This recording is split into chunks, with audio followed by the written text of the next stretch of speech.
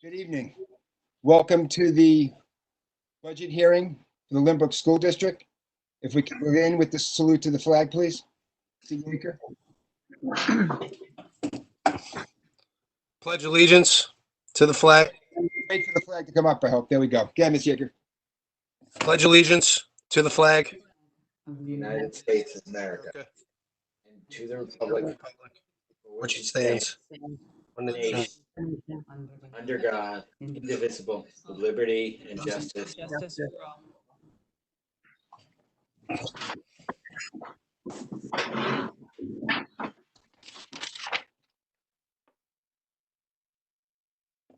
Thank you for that. Moving on with roll call, all members present. We will have a resolution later, but I want to take a moment just to congratulate and welcome Caitlin Ganun as the new principal for South Middle School. I'm looking forward to her in that position. Before we get into the budget hearing, I just want to remind people that this year, the vote is going to be different than it's ever been before. Absentee ballots will be mailed to registered voters on May 27th. If you do not receive your ballot by June 2nd, please email the district clerk, teresa.moran@lynbrookschools.org. Complete ballots must be received by 5 p.m. on Tuesday, June 9th. Ballots may be mailed in the postage-paid returned envelope included in the mailing, or dropped off, hand-delivered, dropped off at the administrative building at 111 Atlantic Avenue in Lynbrook. You must make sure to sign the certification on the official ballot envelope. Now, that sounds confusing when you don't have it in front of you, but just remember those aspects to when you get it. Got to make sure to sign that certification. Make sure to mail it back in time. If not, you can always bring it and drop it off at the administrative building. Now, I believe, Ms. Moran, that between 9 and 5, what hours will someone be there in person? And if not, there'll be a mail drop that could be placed into? Between 8 and 5. 8 and 5. And after hours, someone can drop it off as though there'll be a mailbox there? Perfect, thank you. Before I give it over to Dr. Barrett for the budget hearing, please keep in mind again that we are working remotely. We're going to handle questions the best way we can. During the hearing, the administration, all our principals, our administrators, the director have done a great job understanding the fiscal issues we're dealing with and have compiled a great deal of information to address all the issues. And I believe most of it will be addressed in the presentation by Dr. Lynch. Should you have questions during the hearing, as we did with our last public session, you can email the board members during the hearing. Dr. Burek.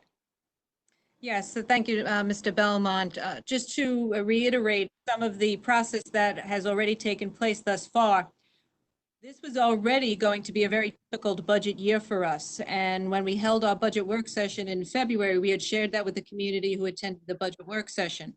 And so there was very little that we were able to add. We maintained some of our programs that we had invested in and training and some of the instructional programs, and maintained all of our extracurriculars for the students. But we knew it was going to be a difficult year. That was before a crisis took place. And just so the community understands, is we held our budget work session in February and the board adopted the budget in March. And Dr. Lynch, I'm sure, is going to reiterate that as well. So the board has already adopted this, and then the whole pandemic outbreak took place. So now we are dealing with the potential of state aid cuts next year. But for right now, what Dr. Lynch is presenting is the adopted budget that the board did approve in March, and we're moving forward to still present our students with a full program for the 2020-2021 school year. So with that, Dr. Lynch. Thank you very much, Dr. Burek. So I'm just going to get the screen up and running here. So tonight is our legally required budget hearing. Every year we do this 2 weeks before the budget vote. And so tonight is basically that same process, just a little bit later in the month of May. Our presentation format tonight, I'm going to start with some of the budget highlights to introduce really what the priorities of the budget are. I'm going to go through some of the expenditures. We'll go through where the revenue is coming from. We'll look at some other propositions that are on the ballot. And then finally, at the end of the night, we're going to look at the budget in 3 parts, administrative, program, and capital, as those are 3 legal requirements to be broken down, and that is part of the mission tonight. So as Dr. Burek indicated, here are the highlights of the budget. This was an adopted budget. So on March 11th, well before, well, not well before, but certainly before the COVID crisis had hit us financially, the budget had been looked at by the board. On March 4th, there was a comprehensive budget work session, and that budget was adopted on the 11th. Now, what occurred after that? So the revenue projections on the March 11th budget were based on the executive run. Those are the projections coming from Governor Cuomo's office in his executive budget back in January. Generally, what happens in a normal year is that the executive presents his budget and then the legislature adds a couple of dollars to it, and that becomes the official budget of New York State. That did not happen this year. Instead, it happened in reverse. The adopted budget was actually less than the executive budget.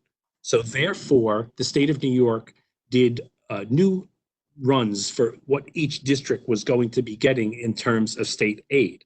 Tonight, we are going to be restating revenue. That means that we are going to look at other ways to fund. The expense side will essentially stay the same, but we are going to be using more of our reserves in order to supplement what we expect to be cut, or at least the preliminary cuts coming out of Albany. In addition, you may have heard in the news that Governor Cuomo is looking at monitoring state revenue throughout the course of the year. There is a very real possibility of mid-year cuts. Therefore, we are going to monitor our revenue very carefully, and we will be making decisions accordingly as time goes on.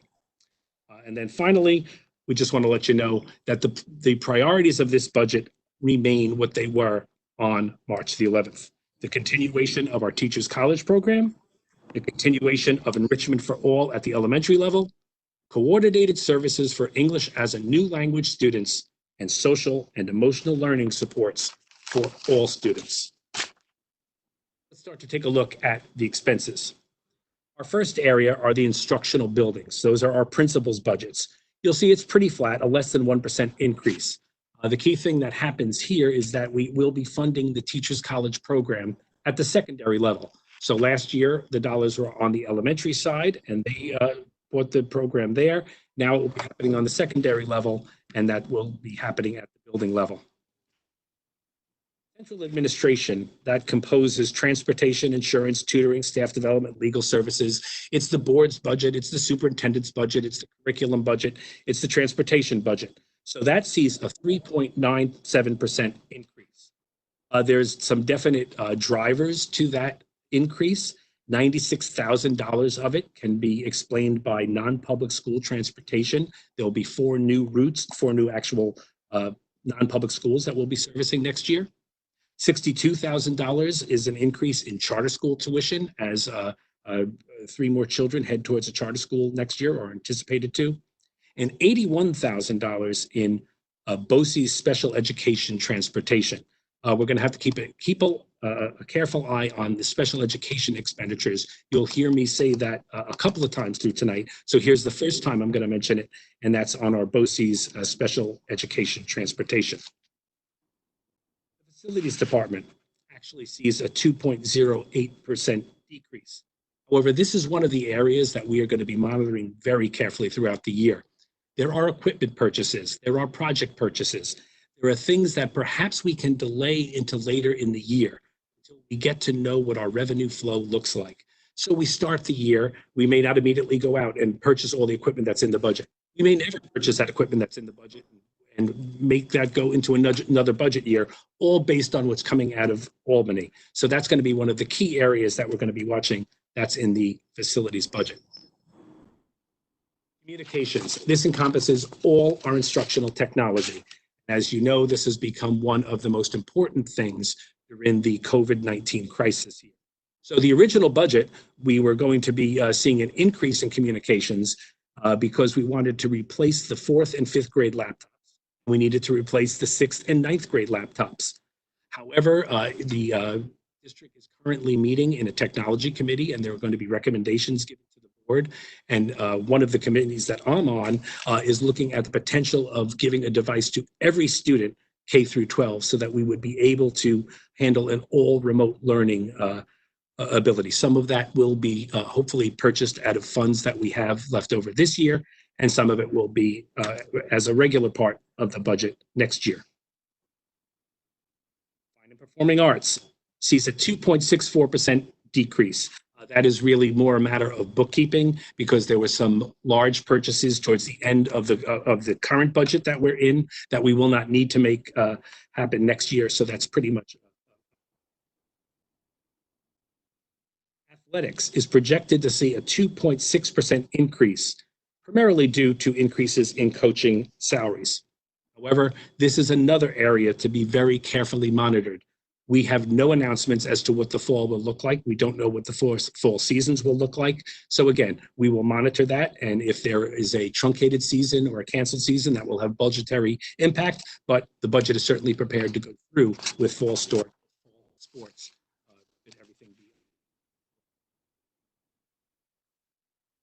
Special education. This is the biggest driver of the current budget that we are presenting tonight. This sees a 14.5% increase from the current year. Translates into $967,950. That's an almost $1 million increase in special education alone, and almost all of it can be spoken for in out-of-district tuitions. So in the current budget that is being put before the voters in 2 weeks, it is anticipating 16 new placements. That would be 6 students in a new public school placement, 4 students in a new private school placement, and 6 students in a new BOCES placement. These are high-cost students, some of them moving into the district, or new placements that had not been in the budget before, and that really does account for that large increase of almost $1 million. And we'll see why that gets to be so important in a little bit. Guidance department. This is a brand new department. So this was formerly budgeted under the secondary school budgets. It used to be scheduled under North, South, and the high school. This year it is its own because we have a new department head, our director of guidance, who is managing all of this. And we see a pretty flat budget there. It pretty much transfers over from one to the other. Here is a very important slide. On October 3rd, 2017, this district voted on a referendum for construction. We knowingly took on debt at that time, knowing that we were going to borrow money, about $29 million down the road. This is the year that that happens. When that referendum happened in 2017, we didn't know there was going to be a COVID crisis. We didn't know what the financial conditions were going to be. But you can see that we are anticipating a principal and interest payment of $1.8 million. Important to note, that is an estimate because we don't have a debt schedule yet. We're going to be going out for a bond sale in about 2 weeks, and there we'll actually know the actual interest rate, and we'll be able to get really a 20-year schedule based on that. I want you to pay very careful attention to that $1.8 million figure because I'm going to bring it back a little bit later, and you'll see why it's a very important figure in this budget. So that is the debt. Interfund codes. We see a 24.2% increase. A good portion of it, 162,000, is in capital projects for North Marion Street, West End, and the Kindergarten Center. Again, that's something that we can monitor in light of the revenue that might be taken from us, depending on how that works coming down from Albany in the next couple of weeks. I want you to take another look at the summer handicap tuition and the summer handicap transportation. That is a almost $30,000 increase from this year. It goes to $127,000. So there is yet another large expenditure on the part of the special ed programs that are really mandated programs that we really have to fund. Special programs. This was announced at the budget work session on March 4th that there were going to be some major changes here. So before anything was going on, there was already an anticipation that we were going to discontinue summer middle school and therefore save about $70,000. That's part of the budget that we're presenting tonight. However, as Dr. Burek announced a few weeks ago, there will be no summer playground this year. So we will be not having the expenses associated with summer playground on the expense side of the budget. But when we get to the revenue side, you'll see we also don't take in that revenue. And then some of these other programs need to be carefully monitored. in light of COVID-19. We don't know adult education and summer school. We'll see whether revenue appears from there, but we'll have to just completely monitor that. Salaries. So salaries increase just a little over 1%. So there's something very interesting going on with salaries here. So we decreased 5.4 teaching positions, and that was done by people retiring who were not replaced, mostly at the secondary level. So 5.4 positions were eliminated. Thankfully, people were not eliminated, but the positions were eliminated. However, we had to then hire 5.16 teaching positions for special ed placements. So that would be at the elementary level, the secondary level, speech, and a CSE, CPSE chair. So that all encompasses a new 5.16 teaching positions, but salary increased by 1%. Benefits, a very rare year. You will never hear me say these words again, and you've never heard any business official in Nassau County say these words before. Health insurance went down this year. So therefore, we actually see a decrease in the benefits portion of $63,000. This is one that we have to watch carefully as we move to the future.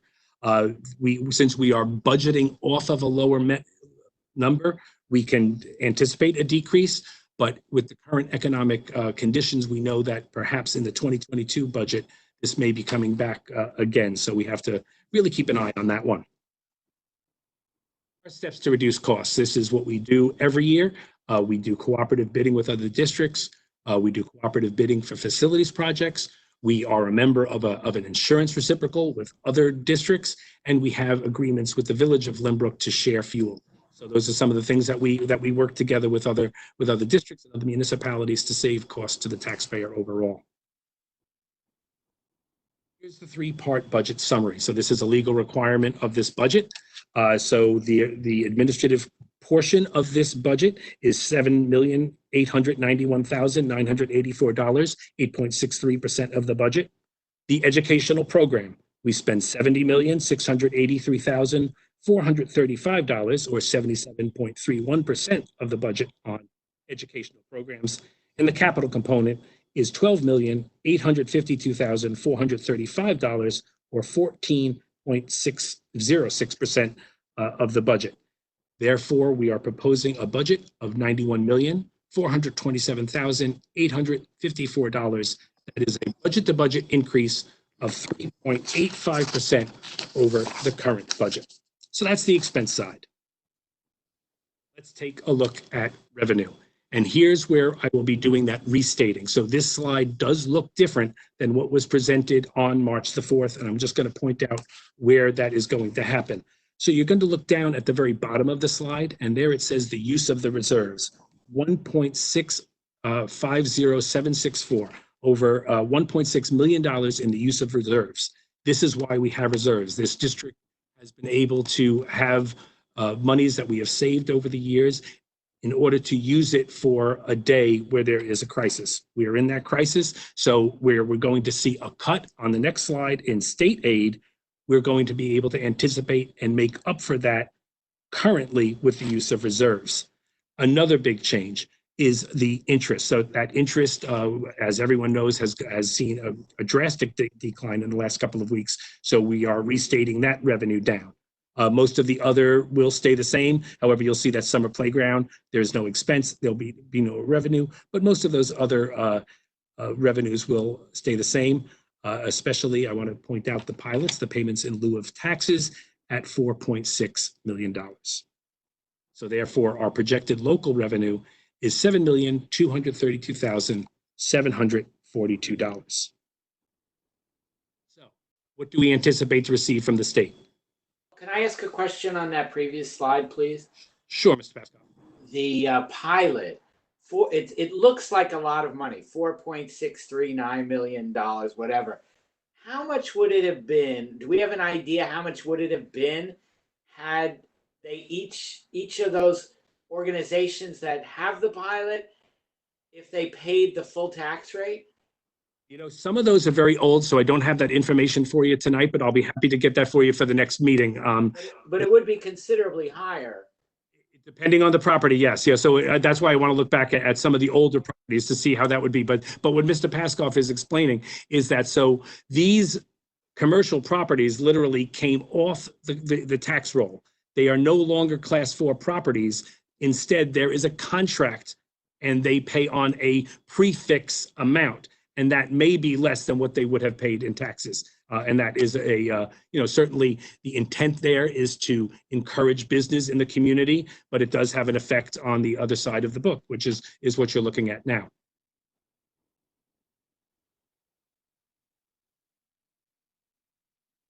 So we take a look at state aid revenue. Back on March 4th, that number was almost $11.8 million. You see that we are trending that down to $11,470,643. Revenue from the previous slide at the 7.2 million. Fund balance, we take $1.5 million from this year's budget and we apply it towards next year's budget. We do that before we fund any reserves. It is a transfer of funds from one year to the next year in order to help fill the budget gaps. And then therefore you see with the tax levy of $71,224,469. When you add all of that up, we see a revenue summary of $91,427,854. That is a balanced budget of revenues and expenses. What is the effect on taxes? And this is definitely going to take a little time to take a look at. So you can see our current levy is $68.8 million. Our tax levy next year, as I had just indicated, is the $71,224,469. That is a 3.43% increase over this year. Why is this worth stopping at? Well, because is it a 2% tax cap? Well, the 2% tax cap is actually a complicated formula that I'm going to explain right now. So this 3.43% is our allowable levy. We don't need a supermajority to pass the budget. This is what the state allows us to do. And you're going to see there are some very good reasons for that. So I know some people have asked the question as to, in this current economic environment, should we be levying a 3.43% tax levy? Well, when you see that based on some of the expenses that are literally mandated in this budget, we would have no other way to put this budget together. So let's take a look with some specificity. This is the tax cap formula. This is how it is calculated by starting with the current levy. It is times by the tax base growth factor, which is the increase in value because people are improving their homes, businesses are improving their businesses. You can see the pilots that were scheduled for the current year. And then we times that, and this is where the law gets its name, by 2% or the rate of inflation, whichever is lowest. So it is not 2% this year, it is 1.81% because that is lower than the 2%. So when we do all of that math together and we add the pilots from that previous slide, you'll see that our tax levy limit before exclusions is $70,135,754. Why is that so important? Because that is a $1.2 million increase over last year. Remember that debt slide. Debt alone is $1.8 million. And that is why the state allows us to exclude debt from this formula. Otherwise, the debt would crush this budget. So in this year, what we get to do is take that base starting point of $70,135,754, and we add the debt, we add the capital projects that are in the budget, we add an exclusion, a technical exclusion from BOCES, and we subtract any building aid that we're getting. So that way we are allowed to exclude $1,088,715 in exclusion, and we get to add that to the levy, and that's where we come up with the $71,224,469, the 3.43% increase. And you can see why we wouldn't want debt to crush the educational programs, which is why we must exclude it here on that slide, and why the 3.43% is within the tax levy limit. So that is the budget. That is what you will be voting on. That is Proposition 1 on the ballot, the $91 million budget. In addition to Proposition 1, there will be two other propositions on the ballot this year. This comes at no cost to the tax levy. This is money that we have in reserve that we are required to ask the voters to approval on. So we're asking to spend $515,000 to replace the 4th and 5th grade laptops, as I had mentioned before. Again, a very important replacement, especially in this remote learning world. We have regular just computers that need to be replaced. Some of the teacher laptops at the high school, they were the first ones to adopt so many years ago, need to be replaced. There's money aside for that. And then as we get into the smart bond, we realized that there were more security systems that we could use, and there's an extra $150,000 there. So it's important to note that if this proposition is approved, $843,748 would remain in the fund. Proposition 3, the use of the Improvement and Equipment Fund. So we have reserves, and the reserves have enabled us to do lots of really good building maintenance. So we have, at this point in the past years, replaced every boiler. We did an addition at North. All of that at no effect to the tax levy because it comes from our reserves.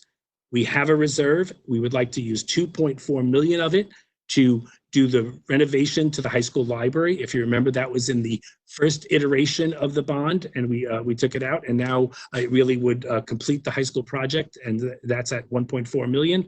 And then our final boiler to get to is the one at the kindergarten center, and that would be for $1 million. So again, that has no effect on the tax levy, and if approved, $3,100,148 would remain in that fund. Fourth proposition, and this is a good one also to pause on. I know we had some questions from the community regarding why we would be asking to establish a new reserve. Reserve funds are governed by very strict law. So that reserve I just talked about, the building upgrade fund, where we're going to do the boiler and the library, that is past its useful existence. After this year, we cannot fund it anymore. Its life cycle kind of ends. We have the money and we have to spend it out. Therefore, with Proposition 4, we're asking the voters to establish a new capital reserve fund. This one would be the Continuous Facilities Improvement Capital Reserve Fund for a 5-year term from 2020 to 2025, with a threshold of $2 million each year, with a total funding threshold of $12 million. I want to stop on this. That does not mean that we definitely get to put $2 million into that reserve every year. We are simply asking you, the voter, for the authorization to create this reserve. It is quite possible in the next budget year, if everything comes down from Albany, and there are horrendous cuts, that there will be no money left in this budget in order to fund anything in this reserve. Therefore, you know what? We will not put any money into this reserve. This is simply there so that when times get better, we will have a reserve with which to fund and to continue the good work that we've done in our facilities over the last decades, really, this district. So here is our budget summary. The budget is being proposed at $91,427,854, a 3.85% increase over last year's budget. Proposed levy is $71,224,469, a 3.43% increase over this year's levy. That is within our allowable levy, so therefore a simple majority is needed to pass the budget. Budget vote takes place. All qualified voters are being sent absentee ballots, and they are due in by June the 9th at 5 p.m. Are there any questions from the board?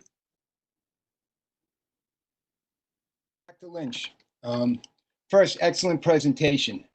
I don't think anyone understands how much work and effort goes into it by the central administration, our principals, our director. It's a great deal of information under very strenuous times financially. So we always appreciate the work that's put into it, as well as with the presentation. Could you address what are the issues that happens if a budget doesn't pass? That is a great question. So what would happen is we go into a state called contingency. So that means that that proposed tax levy of $71 million does not get levied. Instead, we are kept at the same levy as last year, which is $68 million. Therefore, this budget would start the year $2.4 million, and we would need to come up immediately with $2.4 million worth of cuts that could easily come out of interscholastic sports, that could easily come out of staffing. There are many ways that we'd need to make that budget in order to make revenues and expenses match. But what's even more crucial in this year, and I thank you for your question, Mr. Belmont, is that's $2.4 million that starts the year. That is not including any cut coming out of Governor Cuomo or anything coming out of Albany due to COVID-19.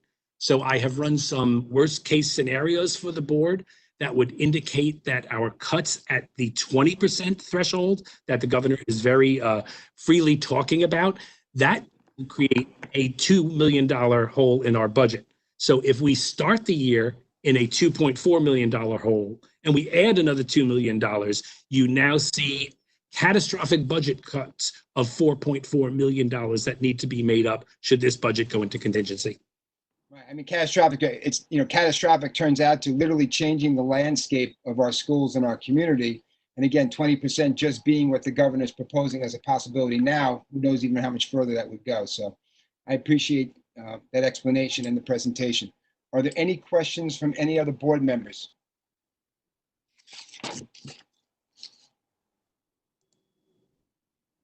Thank you for that, Dr. Lynch. Good to see. Thank you. Thank you, members of the board.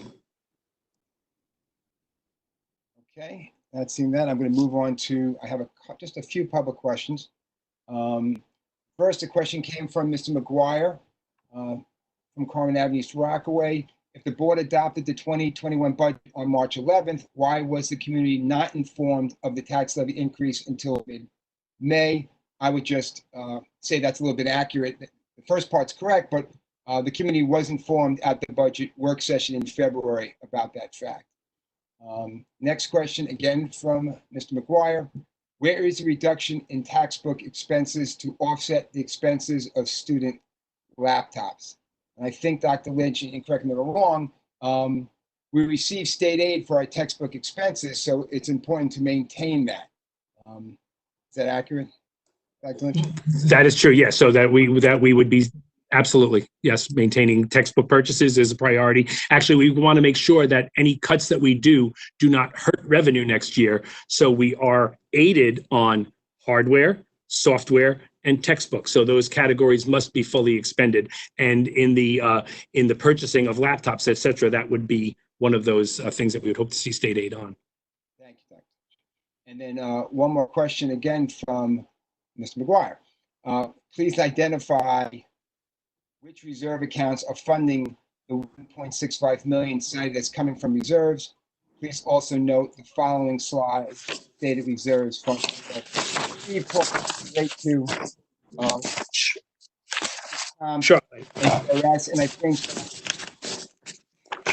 I will handle that. Employee benefits liability reserve also on that, right? Yeah, yes, I actually have that in detail right now. So the reserves, and this was presented in some detail at the budget work session on March 4th, but I will show exactly where the increases were. So we will be using or proposing to use $350,000 from the workers' comp reserve. So that is to offset the entire expense of our self-funded workers' compensation insurance fund.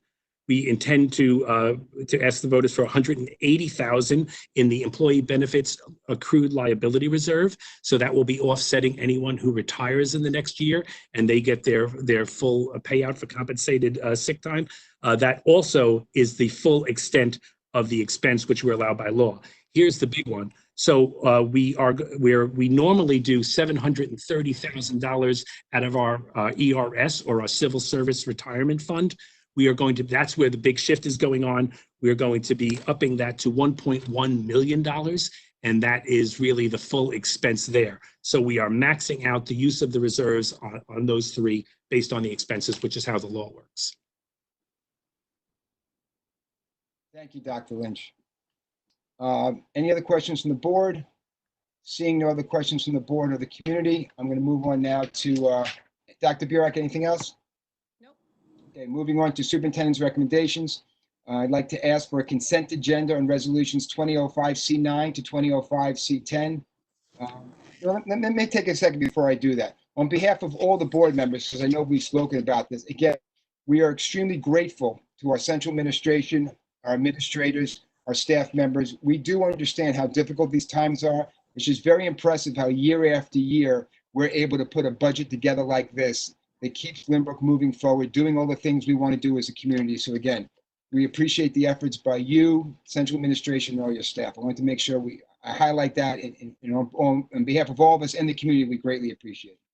I'd like to ask for consent agenda on resolutions 2005C9 to 2005C10, resolutions 2005NC2, and resolutions 2005G34 through G2005G35. May I have a motion for a consent agenda, please, Mrs. Hanson? Second, Mrs. Marcus. All in favor? I'd like to have a motion to accept the consent agenda. Mr. Pascoff, second, Mrs. Danino. All in favor?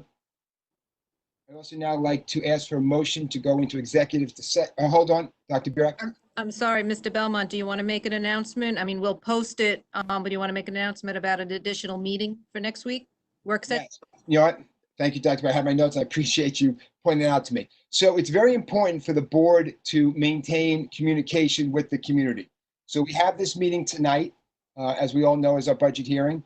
We also will have a meeting again next week, which will be a work session meeting on June 4th.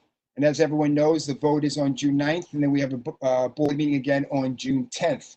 Correct me, those dates are correct. So the idea is the board has felt, and the administration felt it was important to continue to communicate with the community to make sure they're up to date on the very fast changing times. Every day the governor has something else that nobody gets a heads up about until we see him at his press conference. And if the right person asks him the right question, it changes the dynamics of what we're doing. So in order to address those issues, the concerns of our community, we'll have a meeting again on next Thursday night, which will be a work session. I believe also, Dr. Burek, at that meeting, we may have some updates or some information that we'll be discussing about our plans for September. Correct. And then again, the vote is on the 9th and 10th. Mr. Pascoff. Is there a candidates forum on June 2nd? Is that what I understand? Yes, as I understand it, and Mrs. Marcus can weigh in, but as I understand it, there will be, I'm waiting for some information to come out about that. It'll be advertised, but Nassau County League of Women Voters will be holding a candidates night, I believe, June 2nd at 7 p.m. as I have it. Yes, that's correct. So again, let's remember the difference this year, absentee ballot, how important it is to make those decisions and to remember, involve yourself in the process. And again, at this time, anything else from the board of administration? Hollywood Squares, we all look good. So I'd like to have a motion, please, to adjourn to go into executive session to discuss matters of personnel. Mrs. Marcus, Mr. Pascal, thank you very much. I appreciate everyone's attention. We're closing out the meeting now. Everyone be healthy, be safe, be happy, and look forward to continuing next week. Thank you.